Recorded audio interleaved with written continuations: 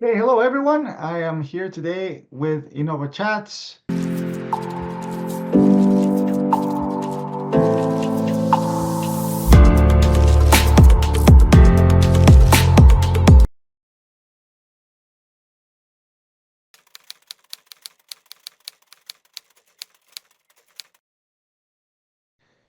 And Theresa Bell, who is our guest of honor today. I'm super excited to have Theresa join our show today to talk about the state of interoperability in post-acute care. My name is Luis Montes. I am the founder and CEO here at Innova Health. And without further ado, I wanted to introduce you to Theresa Bell, whom I consider a colleague, but also a friend. And I've learned a lot, from her and her company at No2. And she is truly a pioneer. I would say this, and don't blush here, Teresa, but Thank you. I'm just gonna talk you up a little bit here. But I consider you to be a true pioneer in the space, and truly, your mission of trying to improve access and interoperability and connection in the healthcare industry. It's been incredible. I've enjoyed seeing your work over the past 10 years, I believe, that we've been working together, and you're doing some amazing things. So I can't wait to introduce you. So Teresa, maybe you could just tell us a little bit about you and what you do and know too, and then we can get right at it. Absolutely. And thank you for the kind words starting out that way, Luis. That's very nice in the early in the Sure. morning to start out that way. I also consider you a dear friend. We've obviously Thank you. had a lot of history together, previous companies that you've been with. You've taught us a lot in terms of, how to look at it from a therapy perspective and understanding how to do business. But I also, as I reference a good friend, is that just your character. And as a company, we hold you in high esteem because we know how you operate. And when you started your own company, had a ton of respect and said that's going to be a company that does things right and push forward. So appreciate the kind words, totally reciprocal, and feel that with you. Who am I? So thank you for the call Thank out. you, Teresa. Started my company, No2. We are a interoperability provider, although I hate that word, and you'll come to know that as we go through the podcast because it's such an ambiguous word to people. We are the largest communication network in healthcare. Started the company now almost 13 years ago, and it was with the purpose of driving connectivity to all four corners of healthcare. And that meant and literally, I use this example almost every day.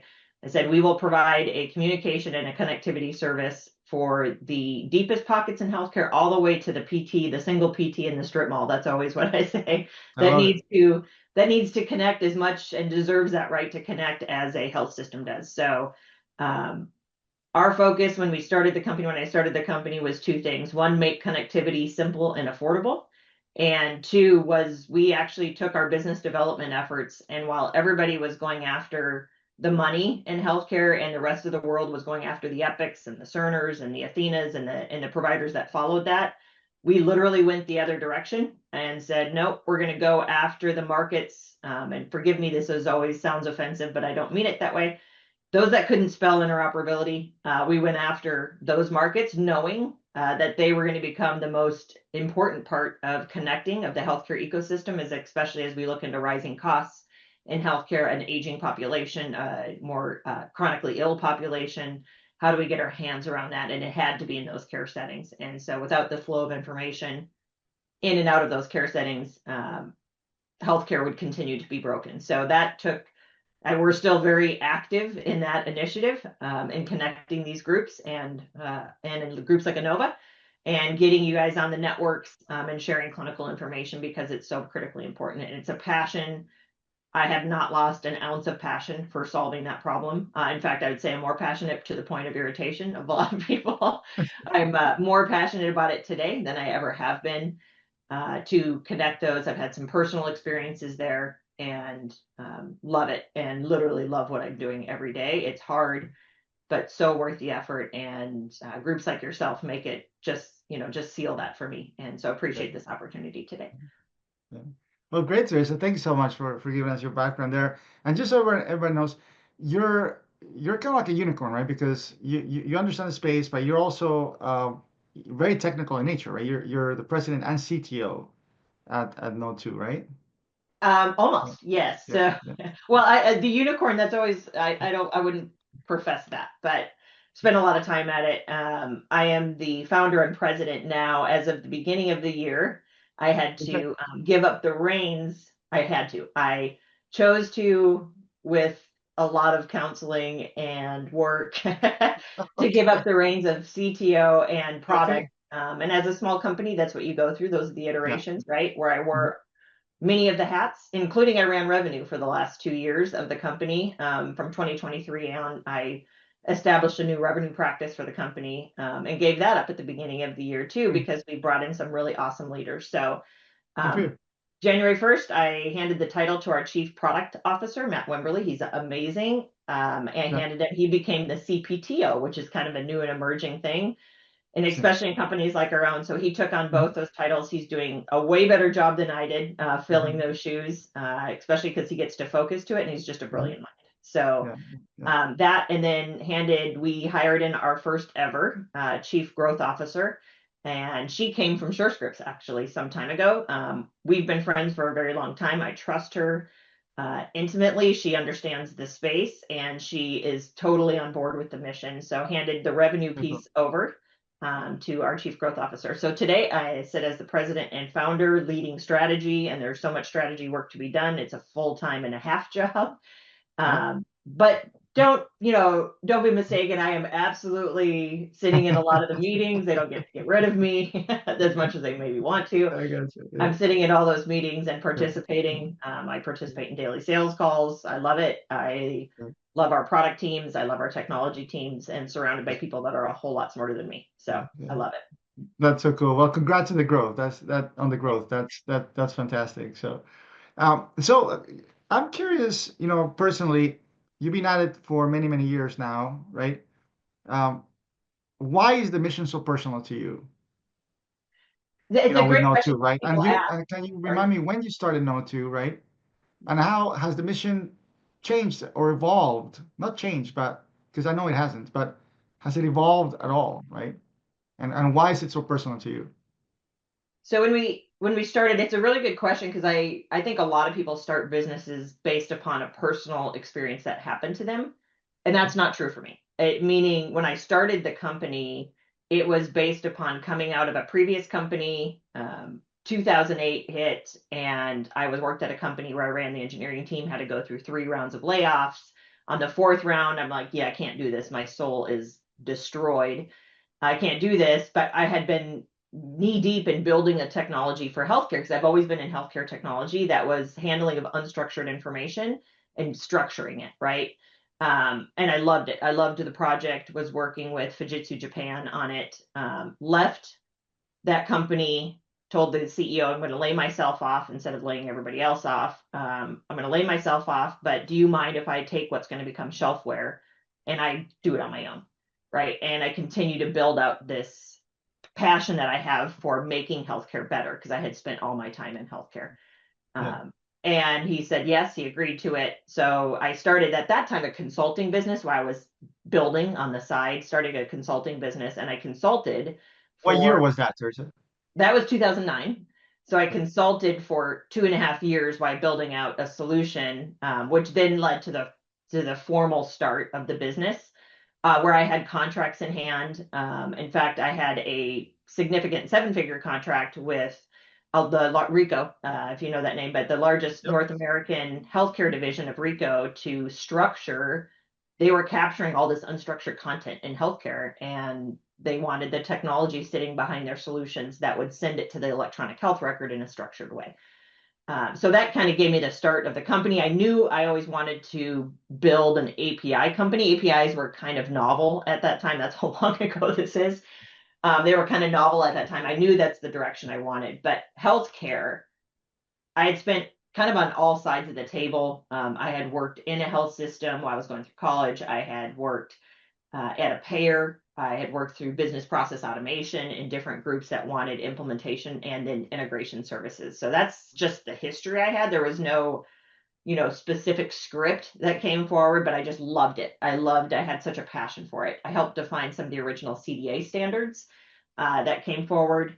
Um, So it's just a passion. There wasn't a personal experience that I had at that point that drove it, Mhm. but I had a passion for it. And then pushed into the company, and we went after post-acute because from a business perspective, trying to establish a company that you were nobody in healthcare in a very regulated, like you had to be a big name to get anywhere in healthcare. I'm like, okay, what is going to be the path that I take Mhm. that puts us on the roadmap to solve this problem? And also who needs this, as I looked at the solutions that I was implementing. And so that's why we went after post acute, knowing it would take us there, hoping I should say. We were quite confident, but knowing it would take us there. And so that's why. Now, since then, I've had personal experiences for sure. My dad has Parkinson's and has been through many Oh, episodes, broke his back 4 times, broke his hip, broke his leg, like many times of watching our health system. that's rough. Yeah. And at one point, I've told this story before on a different podcast, but at one point when he was going through a rehab stint, they couldn't identify his medications. They couldn't everything broken in healthcare, right? Which is I'm watching this and I'm feeling like a complete failure because why isn't this problem solved yet? This is all I'm focused to. My dad actually, for having Parkinson, became very lucid in a moment and stood up in his bed, in his rehab bed, and said, "I thought you were solving this problem. I think your company's failing." And I'm like, Oh my thanks, goodness. Dad. Give me a few more, Yeah. give me a few more Yeah. minutes. So that's a long-winded answer to say, Yeah.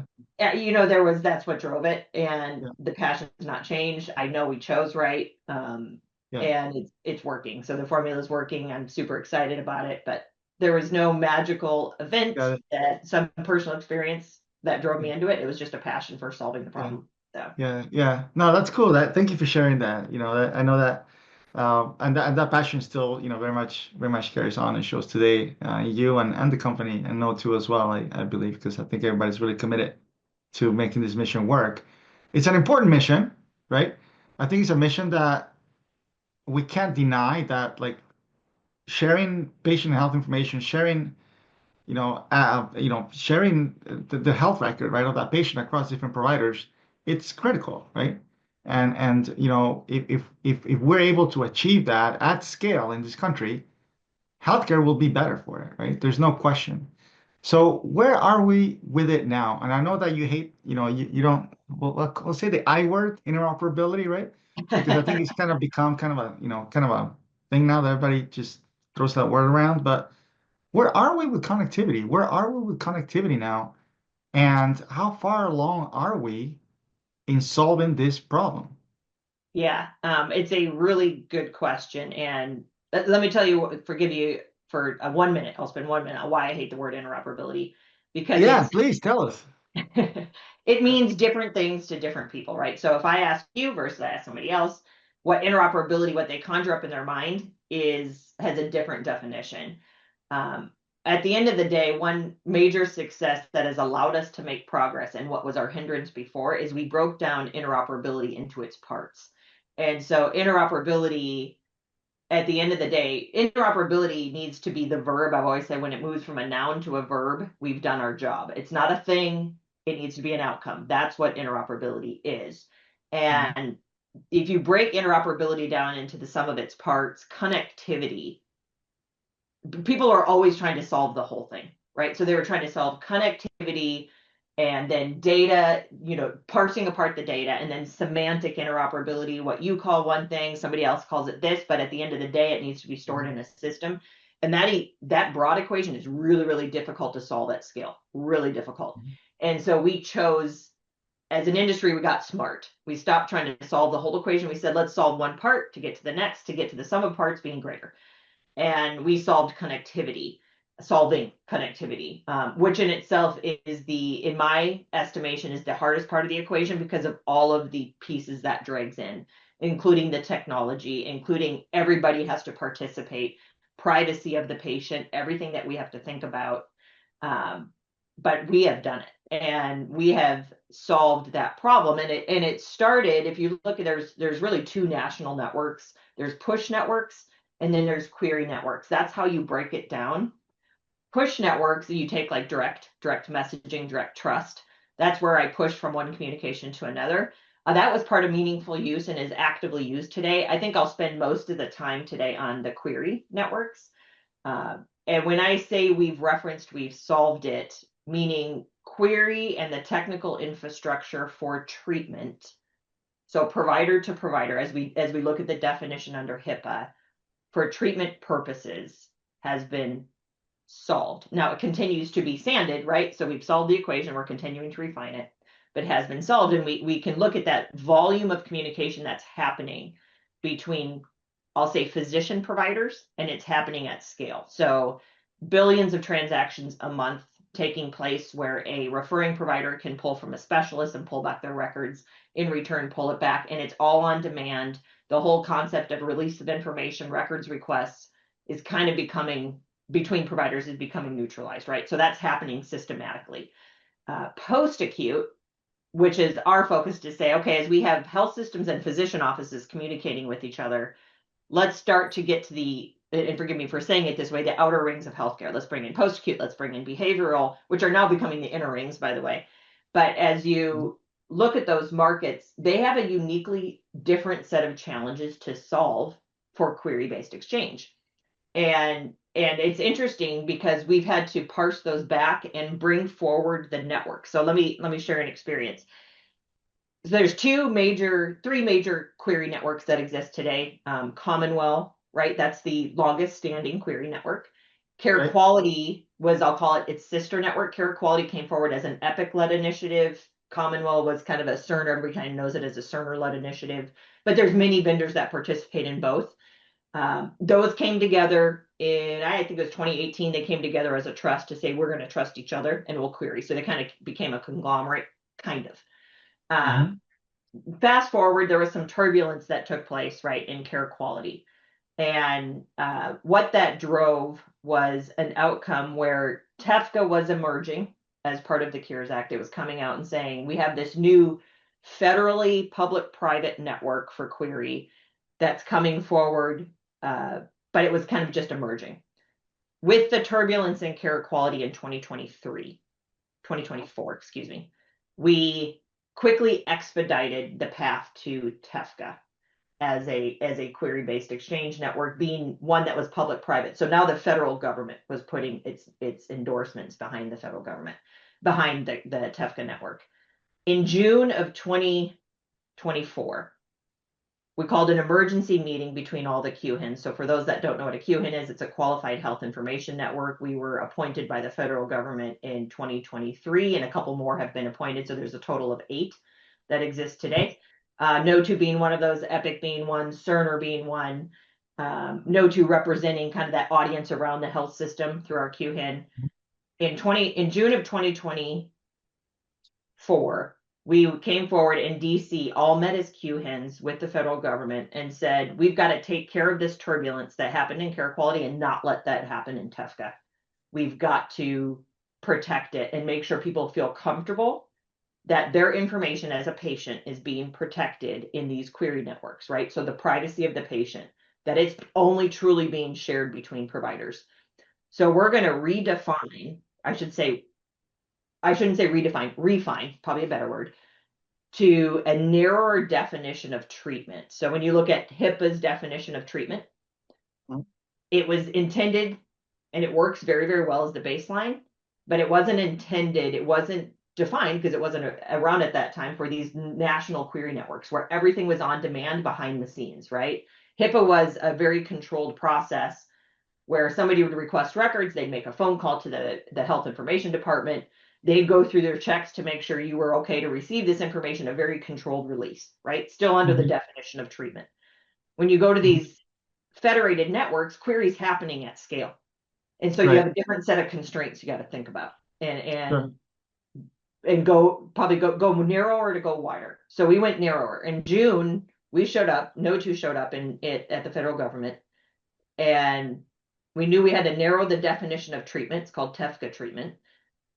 And when we sat there in the room among these other QHINs in the federal government, physical therapy, speech, occupational, home health, basically everything but skilled nursing in post-acute weren't going to be allowed to participate in TEFCA because they didn't see them as providers. It was like a complete oversight. And it's very offensive me still This is sitting where you there. lost your Yeah, this stuff, is right? like This is where you lost it, right?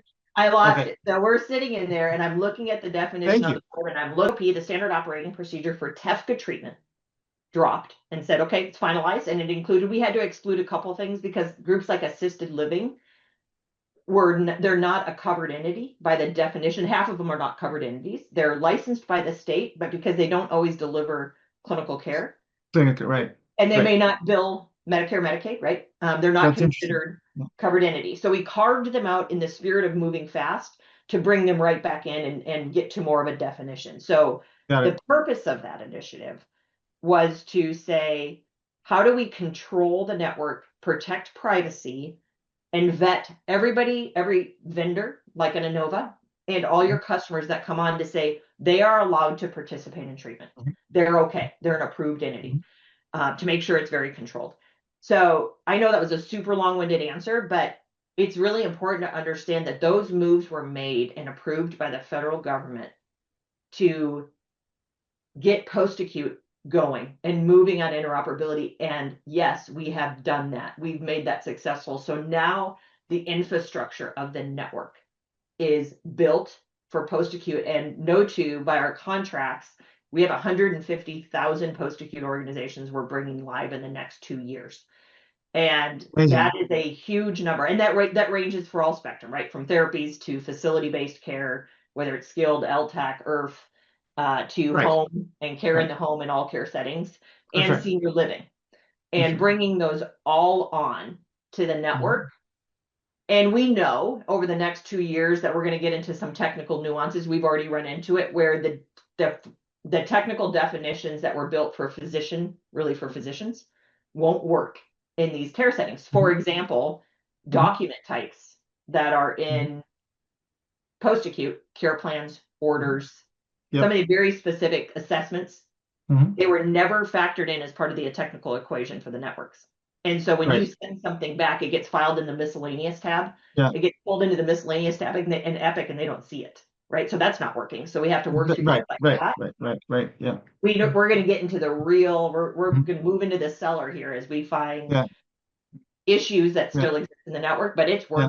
working at Yeah. scale, super Yeah. confident. And I'm sorry, that was a really long-winded answer, No, but no, it's great.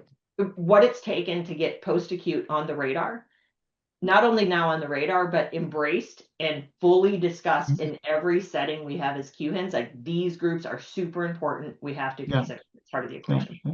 Yeah. All right, I'm done. No, that is awesome. I mean, I think that Did you fall asleep during that? no, I think that's a great overview of where we are now, and the work that you know too, and the others have done, to really promote right connectivity in post-acute care. It's an amazing story that, when you were sitting there in Washington and we were about to get excluded. I mean, that kind of tells you a lot about, like you said, like the mentality, right, of where post-acute care falls, which is it fell back in meaningful use, right? They were not part Yeah, of meaningful use back in 2008. Similar story, right? In that yeah. sense, right? So there's a lot to carve out in what you just said. So for our audience, I want to kind of start compartmentalizing, some of these things, right? You mentioned that, in terms of connectivity, there's this push and the query networks, right? On the push, direct messaging, sounds to me that that's kind of like becoming like more old school and everything's like moving towards, querying of networks. Would you say that's a correct assessment in terms of connectivity? No, I wouldn't actually say that. So No? I probably gave that impression, but Okay. direct messaging is expanding actively. And by the way, there's also a TEFCA push, so I'll go there in a second. But Okay. direct messaging is actually expanding, and it carries the same challenges that the query networks had. And we're pushing through those actively at a national level. So, for instance, direct messaging, because it became as part of meaningful use, was for physicians. And one of the challenges, and they're very good about overcoming some of these challenges, Direct Trust is, one of the Mhm. challenges was that addresses were assigned. So when I communicate, if you think about it like email, people Mhm. email to each other's personal addresses. Sometimes you email to Right. a group inbox. If you think about like a department or a workflow, you'll Mhm. send an email somewhere, right? Right. But direct was built around the physician. And in our brilliance, we thought, hey, wouldn't every provider want to have all these communications go back and forth with each other? The answer is no, that's not how they do work. That's not how they do work. And so there had to be some adjustments on, nope, that comes to my MA's inbox or my nurse's group inbox. They'll manage the communication. And if it needs to go to the provider, it'll get escalated from there. But this whole Hmm. concept of provider to provider communication was kind of null and void, but the infrastructure was built around that. So today Right. we sit with 2.8 million addresses in direct trust and a ton of transactions. They do the most transactions in any network. So that they are actually Okay. the most secure. Through Uh, direct trust. Yeah. Yeah. Okay. Got yep, it. Yeah. the Mhm. direct. The Right. challenge is the directory. So as we've brought Right. on therapy, for instance, is a perfect example because they don't have a physician there Right. and they don't communicate like provider to provider, the communication happens with the clinic. Well, there's a way to get the clinic address to the national address book, but a lot of the EHR vendors on the referring side, they weren't pulling facility-based addresses, they were only pulling physician-based addresses. And so it was invisible to them. They didn't Right. know, ABC PT clinic got a direct address and I could start communicating this way. And so we Like had it's this done, major it's like breakdown. sending referrals, for example, Yeah, right? the Yeah. major breakdown Yeah. in how it was communicated. And then the content was the other challenge. So we're actively definitely not old school. It's absolutely appropriate. And you look at there's some new protocols coming into direct. So things like closed loop referrals. So instead of Mm. direct messaging has always been seen as the referral conduit, Right. but it had deficits in the definition. So there was technical problems in just Mhm. using a direct message. Right. So we took the combination of direct message and some content to say we really want to handle referrals this way, where an EHR, let's say like Athena or ECW, can send out a referral as a direct message, but it has a wrapper on it, a smart wrapper that says this is a closed loop referral message, and when it hits that PT office, the PT office in their EHR or CRM, whatever they're using, can accept it, have the clinical information that they need, and that acceptance is sent back electronically to the Athena ECW system. And that communication now just took the humans out of me having to call Yeah. and saying, hey, ABC PT clinic, did you get the records? Did you get this patient? And all that back and forth. It's meant to be systematic. And so Yeah. that's starting to take off big time. And so with direct, we took a Right. base standard, like it's like taking email and putting a bunch of workflow around it. That's Right. what's happening now. And it's Got it. happening nationally. Yeah. Um, and no two Mhm. again, this is like an entreaty I have to the entire. I'm going to start with therapy. Like every EHR therapy provider, get an address assigned to every one of your clinics because I go to personally, and our company goes to the Athenas, the ECWs, the Epics, and through Direct Trust and say, now let's let your referring base know that throughout the United States, PT is enabled on the national network for referrals. They're there. So start sending them that way. Stop sending Right. faxes, stop phone calling, start Yeah. sending them because I can take the whole audience and be an advocate and say, I represent this. So that's one of the major encouragements we have for all of our EHR vendors. Get everybody an Mm. address, just get them all. And we've commoditized them on purpose to make it affordable for you and for your end users Mhm. to say, just get them an address, get it out there because this is the starting of something great. But Yeah. until I Right. have participation on the post-acute side, I'm a big voice Right. that's screaming into a black chamber, right? Right. That's what it Right. is. So there you Yeah. go. Yeah. No, that's great. That's great. Thanks for clarifying that. I'm also curious about, Commonwealth Care Quality. It seems like Commonwealth and Care Quality were doing a lot of great work. Um, I'm not sure exactly what happened with Care Quality, but TEFTA came about, right? Tell us a little bit more about why is TEFCA so critical to this whole equation, right? And solving this problem.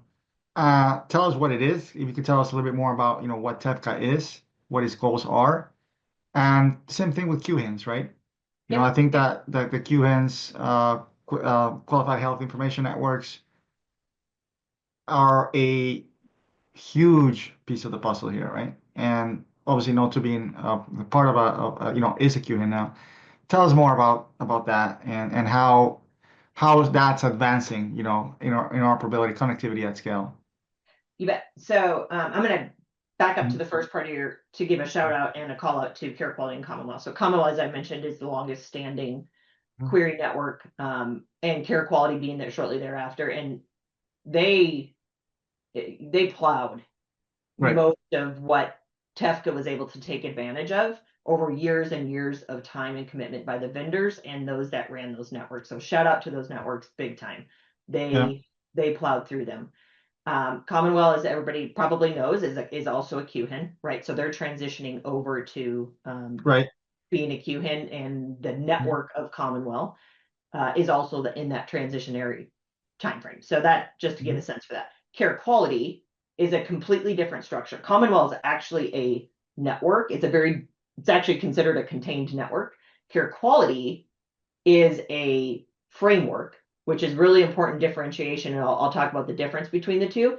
Commonwealth Mhm. has the technical infrastructure. Care quality does not. It's a framework Right. that had a technical definition around it, but every vendor implemented that and Mhm. it's what they consider to be a federated network. So we Mhm. query each other, where Commonwealth is centralized, right? They did come together. Care quality pushed forward, and again, shout out to Care Quality. We were part of the original group that participated in Care Quality, and all the vendors that have participated. Huge Mhm. momentum, huge effort. We would never be here today. As part of the Cures Act that came out Mhm. 2016, I always get those dates wrong.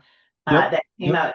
It was called out in the Cures Act, which is a federally endorsed, that we would have a trusted exchange framework, Mhm. and it would be something that the government would support. And that is not true of either Commonwealth or Care Quality, right? They're both Mhm. private. And that we would have this. Now, fast forward the clock, as part of the CARES Act, we went through 2 administrations in that time frame. The In the last administration, that's where it started to really realize its outcome, right? So a application was put out by the federal government to come to this trusted exchange framework in 2022. We Mhm. went through this long application process, those that wanted to become part of this exchange framework. To then 2023, we had they had six or seven called out at that time. Six, excuse me, that were called out at that time to be approved. And they were approved as a qualified health information network by the federal government. So no two being one of those, Epic, there was a group of us Mhm. that came forward after getting through the application process, which was rigorous, hard, to then say, Yeah. okay, you are QHIN's probationary. You're on probationary status. You have to be live in 1 year. And here's your framework. You got to be live in Mhm. 1 year. Mhm. 2024, we all sit at a Mhm. ceremony and say, okay, we're live. Mhm. And we start. Was there a big party? Like, was it You know, like it the was ball fun. drop? It was a ton Yeah. of Yeah. fun. Yeah, Yeah. it was a Yeah. lot of fun. It was a very surreal time frame for me, Yeah. Yeah. because it went from participating in these national networks like Care Quality Mhm. to now a public-private, and I'm going to emphasize the difference here and why it's so important. A public-private network where the federal government's participation, including bringing in the CDC, bringing in, groups like CMS, which now there's an RFI out for a QHIN for CMS. That kind of tells you, That's right. until we had that in place, those parties, which end up dictating healthcare in the United States, were not participating in Care Quality or Commonwealth, right? Mhm. And federal government had to put money where their mouth is and say, we're gonna reduce spend, we're gonna participate in Mhm. interoperability. And they also became the ONC, and the OCR had to oversee any issues that we ran Mhm. into that said, hey, this is treatment or it's not treatment or things like that. So that public participation was critical, but not too far, right? We didn't want it too far where it was totally federally mandated and everything Right. else. We have Right. found the right balance That's where right. we've got all these private companies. Each company has paid for their own queue, and there's not a dollar that we have gotten from the federal government. Not Right. a dollar. So that Right. that friction has been perfect, right? So that balance has been perfect. We did have some little bit of turbulence here at the beginning of the year as we were trying to figure ourselves out again under Health and Human Services. We all know what happened there. Mhm. But here we sit, and it came out the other side. And obviously, even this administration, which by the way endorsed it in the first pass, says this is really, really important for the national infrastructure. So Care Yeah. Quality, Commonwealth transitioning to QHIN as we So speak. Care Ken. Right. Quality is aligning itself because it's not a network, it's a framework. It's aligning, it's taking on the exact same identity as Tefka with its SOPs and everything else. They're being changed. So the transition of moving to Tefka can happen seamlessly for people. So that's what's happening in care quality right now. All these there's new procedures coming in because there are two very active networks. And how does care quality compare to, let's say, the Sequoia project, right? Run by the And SCORE project, yeah.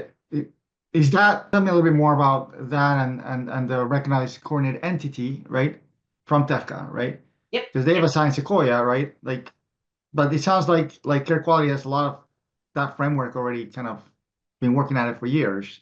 So can you clarify that for us? So care quality has, that's right. So they had a framework, right? They have a trust agreement in care quality.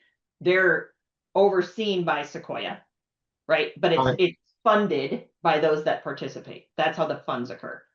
Mhm. The RCE put out a notification, a grant notification Mhm. for an award years ago. The RCE was established. Sequoia applied for that grant to then run the RCE. So you have kind of the division there, but TEFCA is a public-private with the RCE being part of, they report into ASTP, which Mhm. is a new name, right? But sits under Health and Human Right, Services. right, Sits under Health and Human Services. right. There's key differences between the two, and that's why care quality will eventually find its way to TEFCA. Because you having two twin networks, obviously there's no value in that. That's confusing. They're trying Yes. to make themselves a twin to ease the transition over to Yeah, that makes TEFCA for sense. those that are participating in one. Yeah, But TEFCA will, by all accounts yeah, now at this point, will become the national infrastructure. yeah. All of them, all the QHINs are federally appointed. They're overseen by the government, Mhm. and Right. we're working through all the different use cases to say, Yeah, let's get all exchange happening through the TEFCA framework. Over time, yeah, it's going to take us a long time to get there. yeah, But treatment being our first focus and individual access being our yeah, second focus. So yeah. those both have been approved. So a patient can now, imagine that, go get their records and request their own records nationally through Yeah. TEFCA. That was not live in care quality. That was not available in Right. Commonwealth. It's a big It is deal. available in TEFCA. It's a Yeah, requirement of TEFCA. Anybody that yeah, participates, you have to yeah, support the patient coming to get their records. yeah. Um, That's a big deal. without, yeah, it's a really big deal. Yeah, that's a big deal. It's a big deal. I mean, I think that's a lot of progress over the past few years. And I know that we have a few minutes left here, but I can go on in this one. I knew I was gonna go over whatever. I'm over. Who cares? But I think your if, questions are great, and I take them and I run with them for 10 minutes. Sorry. if you're okay with it, I have a few more Absolutely. minutes, and hopefully the audience, if you care to follow along, I think this is fascinating. Hopefully you do too. But if I'm a third grader, okay, and you gotta explain Q-hints to your kids, right? How would you describe a Q-hin at a third grade level? Well, it's all third graders. I have a fifth grader, soon to be a sixth grader, so I think I can relate somewhat here. Yes, Uh, explain it to your child. all of them want their mobile phones, right? They're all asking for mobile phones, whether we choose to as parents, individual decisions. But they know as part of the mobile phone, I got to get on a carrier, right? I have to get on Verizon. They can say T-Mobile. That's in essence how I explain it to my son is that in healthcare, when you get a cellular phone and you want to get on the network, we go take you to the Verizon store or go to Apple and they'll put on the Verizon package. That's what mom does. And for healthcare. And so we have this federal infrastructure for communication. We are a Verizon or an AT&T, and people link their cell phones or they link their clinical applications to these Right. networks so we can share information. Um, The and cell phones now being the EHRs, you're the network, you're the Verizon, you're the AT&Ts, that's and the right. software, whatever application, whether it could be an EHR, practice management, whatever, intake app, that's the actual phone, right? If you were to compare it, make Yeah, that analogy. any app. We call it Edge. It's called the Mhm. Edge in healthcare. So we're the network, and the Mhm. Edge that comes on an Mhm. EHR vendor, a health information technology vendor, like a remote patient Mhm. monitoring platform, could be anything. Mhm. That's anybody that needs to share clinical information, any technology application, Yep. and including now with individual access coming on consumer applications, right? So on my Apple phone, I have the health kit, and soon we'll have apps that come on the phone that use individual access on the networks to say Mhm. I can download all my records here. And now imagine applying AI over the top of that. And it helps saying, hey, in your last doctor visit, it appears your doctor missed this, or you need to ask about this, or you need to do that. That's so Right. So exciting. That's amazing. it's where it takes it, right? And Yeah. That's Yes. what we call edge. So the edge can represent a lot of different personas Yeah. that Yeah. are connected to the Right. network. Very cool. All right, Theresa, let's end up with some like real practical uses applications. Now that we've talked a lot about kind of like the history, right, of connectivity, interoperability, whatever you want to call it, to kind of where we are now, I think we're in a very exciting time. Say I'm a physical therapist, right, working in a SNF or an OT, right, and I have a patient that just came in with hip replacement. Patient seems confused, he's not with it. I don't know, I'm checking into the SNF EHR system, whether it's, PCC matrix, whatever, I cannot find much information there, right? I want to know about the patient's medications. I want to know about the allergies. I want to know about the type of procedure that they did in the hospital. I want to know if the patient received any therapy in the hospital, right? Um, Ideally, I would love to see that, right? In my EHR system, the one I'm using for clinical documentation to do this eval and to do this plan of care. How far away are we from that? Are we there yet? You tell me, Luis. Innova can do it tomorrow. Absolutely. Ah, It is there. There you go. I There's the love it. plug. We're It is there. Like, absolutely to me, that's amazing. Like, there. I used to think that, and obviously it's kind of a rhetorical question, right? I knew the answer to that, but not everybody does, right? Right. But Yeah, it is like from you, hearing from you, it's reassuring, right? Because you've been in it now for many years. Like we've arrived to that point. I mean, I think that's an amazing accomplishment in itself. it is. It is amazing. I mean, I every time I talk about it, I get kind of shivers because Yeah. I've watched fax volume in healthcare, and that's what's happening That's, in the that's most right. Well, difficult still, way. right. That's what's happening. And or I'm Mhm. logging into a second system that I don't know, and I'm hoping I can find the information I'm looking for. Right. So do Mhm. you give your example of in the SNF, you'll use the SNF software to go find it, and they're not trained in that, maybe figuring it out, right? All the risk Mhm. that we bring in, now Yeah. it's available on demand. And this is where it starts to blow people's mind, and they have to expand how we think about doing business today. Because I find often, especially in post-acute, we think about how we do business today, and I try to shift people's mind and say, no, erase that, erase that. You can do much more. In fact, like I could pull Trace Bell's record. So let's say I'm the patient here that you're referring to. Right. I can go pull it from the skilled facility. I can go pull it from the referring provider. I can go pull Trace Bell's record from the community.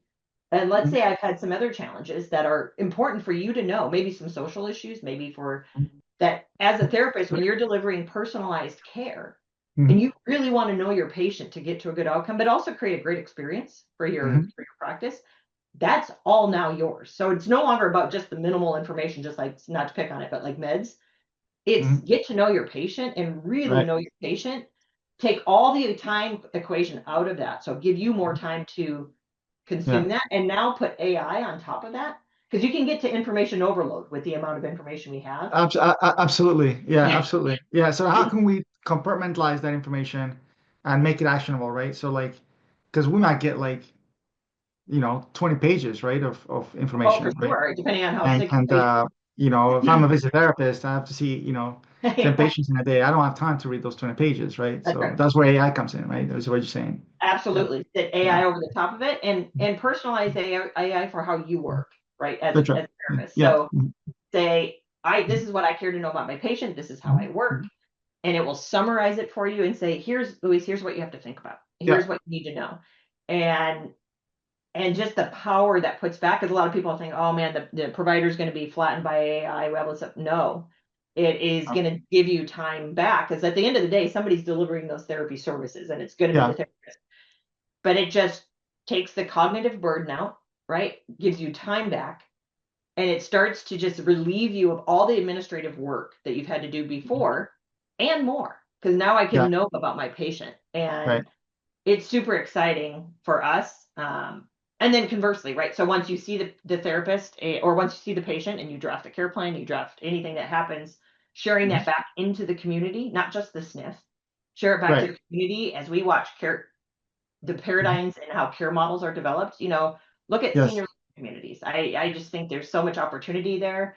Oh, When no doubt. therapy can Yeah. play a central heartbeat to all of that, now Yes. you can share it not only to the community, to the providers that are maybe rounding at that community.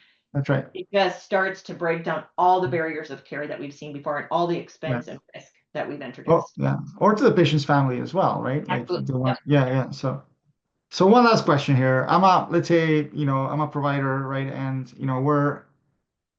SNF, for example, right now, actually, part of the request for information, the RFI for the proposed rule, for this proposed final rule, they want to dig in a little bit more around interoperability, right? And make that as part of uh, of the quality measures, right? Right. So if I'm a provider and I'm looking to start playing in this game, how do I start, right? If I'm a skilled nursing home facility and I want to say, I actually want to move in this direction and make sure that, our clinical team has the information they need, that we're interoperable, where do I start as a provider to go in this direction? Yeah, it's a really good question, and my answer to that has changed. Meaning it's expanded over the last few months because of the opportunities that have opened up. So first of all, the obvious answer is work with your EHR on it, right? Most of the skilled providers, nursing provider EHR software are getting connected to the QHINs and or have a QHIN, like for instance, we're Point Click Care's QHIN as part of that, and get saying, hey, I'm interested, move, let's get connected, right? And Okay. participants don't wait for perfection. People, that's often what I'm seeing in some providers is like, oh, I'm just going to give it a little bit. I'm not ready. Don't go and participate in this. Change your paradigm shifts, paradigm Yes. quickly shift in your paradigm. Hmm. That's number one. Two is that you're also not bound by just your EHR vendor. And I mean this in a positive way because you're an EHR vendor, right? We're seeing that large, especially the larger skilled nursing chains, for instance, or Hmm. those that want to start developing their own workflows, they want to drive AI in, they have their own tools. They're also doing some things separately. So as a skilled nursing provider, I get QHIN services through my EHR. I can get different QHIN services that I use for my own application. So for instance, we're working with a national chain right now that has Salesforce as their CRM. And they bring in Nice. all of their referrals. They bring in a centralized referral intake, and then they distribute the referrals. Very And interesting. NoQ sits behind as the QHIN for Salesforce, and Interesting. they're managing it through that way. And then they hand it to the EHR at the end. Cool. Now, there's just different ways you can do all of this. So just lean Yeah. into your operations. If you're doing things on your own, you can build your own applications. There's so much opportunity out there to Yeah. start optimizing how you do business and Hmm. drive revenue Hmm. and Yeah. drive cost out of Yeah. the operation. Yeah. Well, thank you, Teresa. That's great. I think that's a great way to end it, right? Such an exciting time, It is. There's a lot more that we could have carved in here, but in the interest of time, I just like this place, as an ending point, because to me, I just see so much progress being made over the past, 10 years, and we're now at an inflection point, I think, with all these networks, and we're here, right? Like we can do this, right? Like, we now I think that we have a framework where we can really, really scale, connectivity and improve care, in every aspect of healthcare, really. So super exciting. Thank you, Teresa, for all the work that you've done in this space over the past 15 years or so. It's been tremendous to see you and to see, to contribute to that, contribute to this effort. It takes a village, right? And there's a lot of important players in this space. But thank you so much for your time. And Thank you. hopefully everybody enjoyed this episode. But Teresa, always a pleasure to see you. Yeah, you too. Thank you so much for the invite. Okay, Teresa, keep doing what you're doing. Keep doing what you're doing. Connect us. No more facts. No No more more. facts. Yes, please get rid of it. Have a great day.